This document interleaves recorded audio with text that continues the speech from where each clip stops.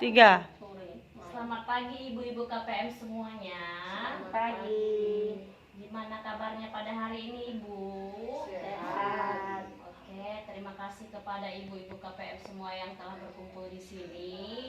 Dimana pada pagi hari ini kita masih berkumpul dengan keadaan sehat, walaupun kita di tengah pandemi COVID-19 ini, pertemuan P2K2 kita masih bisa berjalan sesuai dengan protokol kesehatan. Adapun topik kita pada pagi hari ini dengan topik diskusinya yaitu pentingnya gizi bagi ibu hamil. Sebelumnya ibu-ibu KPM semua yang ada di sini sudah merasakan apa itu hamil.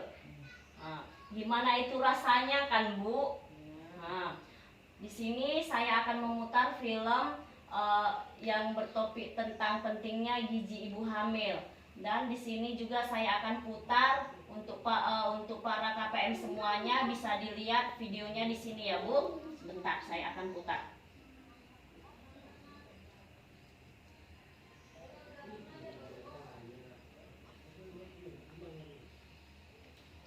Nah, bisa dilihat ya Ibu.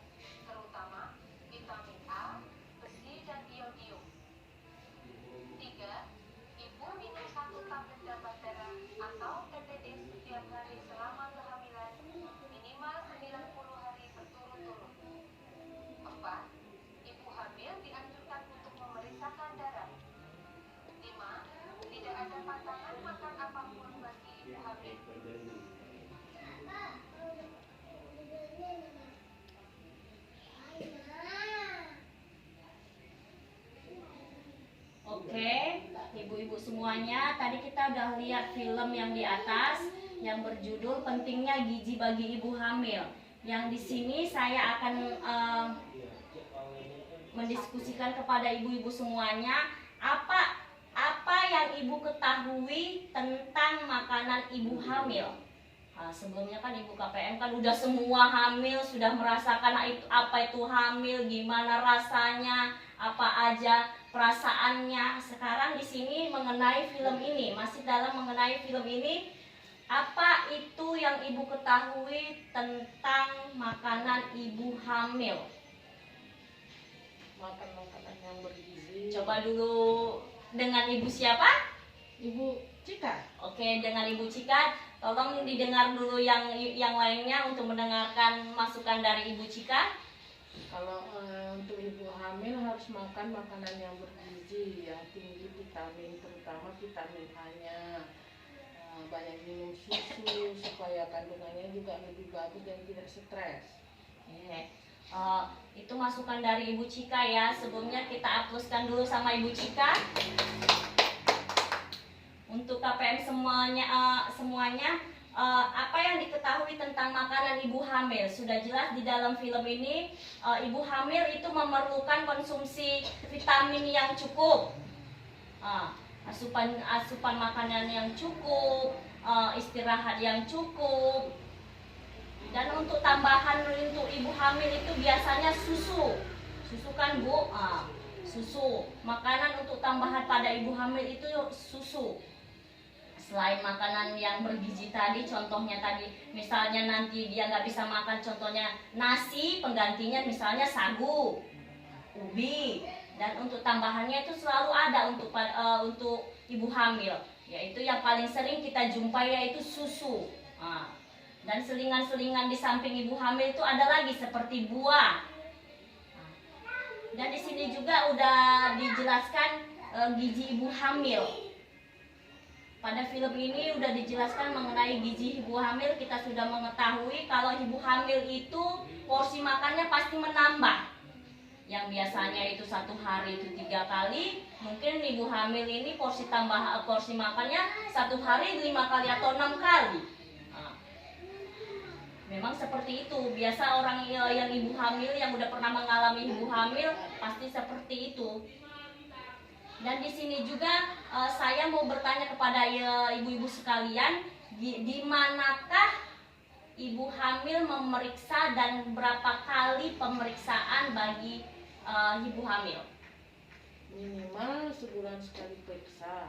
Kalau tempat pemeriksaan mungkin kalau dia tinggal di perdesaan dia bisa periksa di bidan desa. Kalau dia tinggal di perkotaan mungkin dia bisa ke dokter kandungan.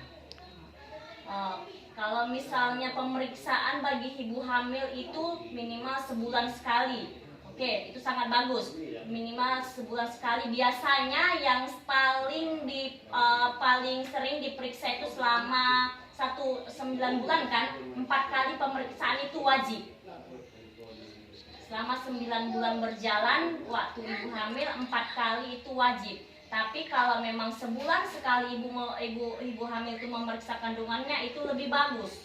Nah, dan contohnya misalnya tadi kalau di dalam pedesaan, ya dia memeriksa ke bidan desa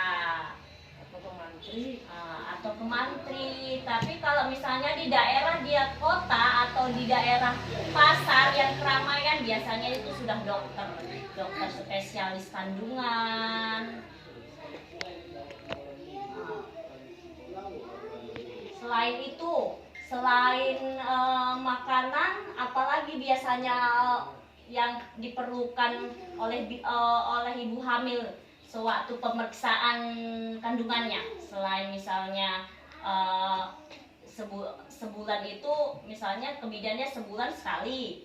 Di dalam pemeriksaan kehamilannya itu apa yang biasanya diberi waktu di dalam ke bidan atau di dokter gitu biasanya? Biasanya kalau misalnya saya sendiri kalau misalnya ke bidan itu pasti diberikan multivitamin untuk ibu hamil.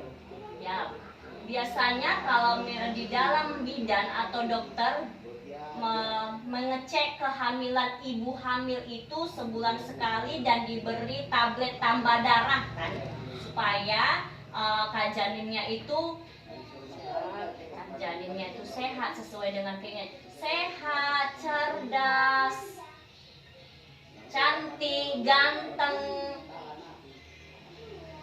Seperti itu dia. Makanya sering juga kita jumpai dikatakan bayi yang kurang asupan gizinya seperti anak yang umurnya umurnya 3 tahun tapi dia masih pertumbuhannya masih kecil.